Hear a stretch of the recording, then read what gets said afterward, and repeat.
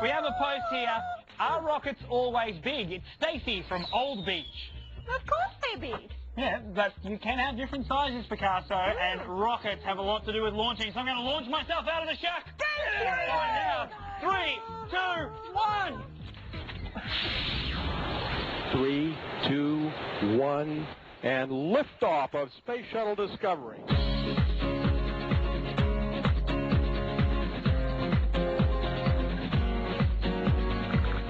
It's really easy to make your own little rocket with a film canister and some stuff from Mum's pantry.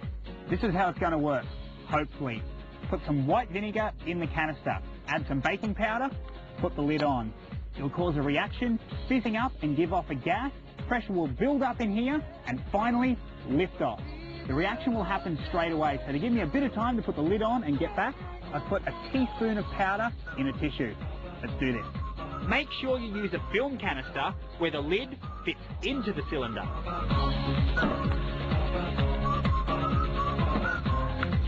Whoa, not bad, but I want better.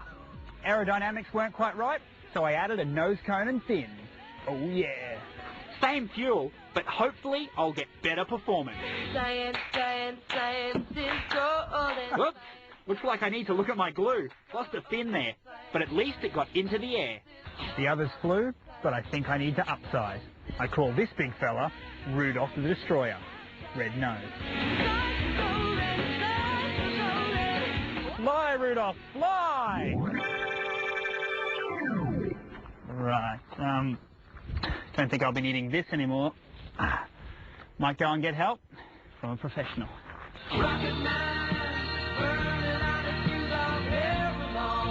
All of these are owned by members of the Queensland Amateur Rocketry Club, and they're going to launch a bunch of them for me. This is a scale model of an air-to-air missile called a slammer. The real ones are quite complicated, but like this model, their basic components are very simple. A tube with a pointy nose at one end and a motor at the other. Now, when you say motor, a rocket motor is not like a car motor, is it? It has no working parts in there, that just contains the fuels and the chemicals? This contains a solid fuel called ammonium perchlorate. This is the same substance used in the Space Shuttle solid rocket boosters.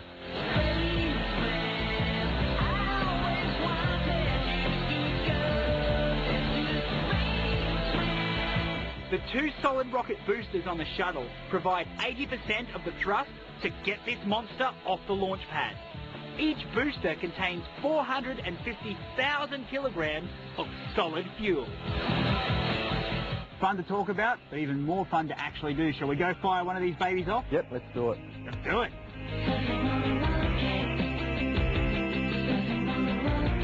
The model rockets are held upright on the pad by a metal launch rod.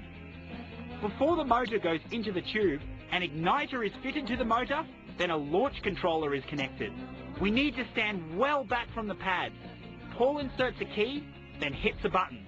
The beeping tells us the connections are correct. You feel the excitement now? That's a good sound. Yep, the moment's almost here. Maybe I'll even let you press the button. Can I? No. 3, 2, 1, lift off.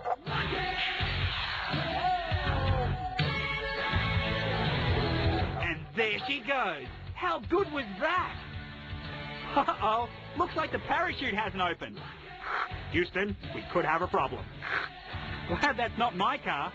Let's see another rocket.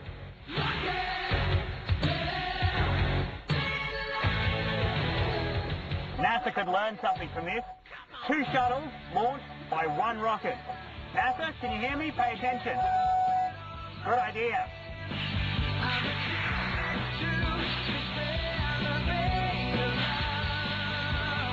It's beautiful, absolutely beautiful. Enough of the small.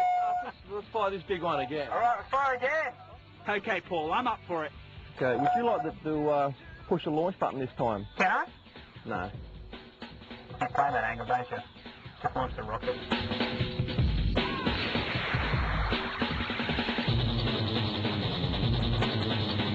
The chute opened this time, so the cars are safe. Don't worry, Paul. I'll get it. Rock and roll. That's what rockets are all about. Oh yeah, it's a great thing.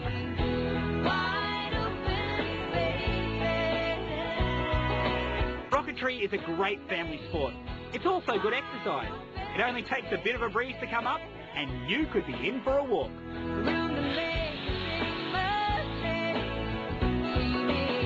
Ah, there's another one with a chute failure.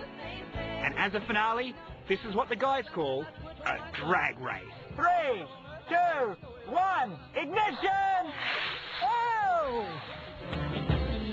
It's just great balls of fire! Stacey, we've seen all sorts of rockets fly today, big ones and little ones. But I'm not going to lie to you, I like the big ones the best. There you go. Keep it there. It's just great balls of fire!